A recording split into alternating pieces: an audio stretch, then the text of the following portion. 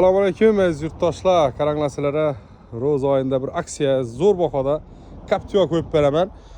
Bahosini libbo joy bilan solishtirib yurib kelaverasizlar. Lekin shunday sosteniyadagi bo'lsa, ko'p negativchilar unning deydi, bunning deydi, mashina bilan mashina farqi bo'ladi do'stlar.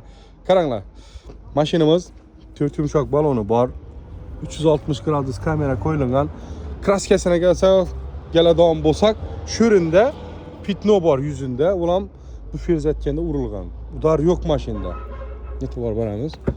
Mashinamizda kelgan 65lik 2 metan gaz baloni bor. Metan ham 2022-yilda qo'yilgan. Sog'liq qismlarga qarang. Matoy bo'lib turibdi. Ideal holatda. Keyin mashinamizga test monitor qo'yilgan. 160.879 km yurgan. Mashina ideal holatda.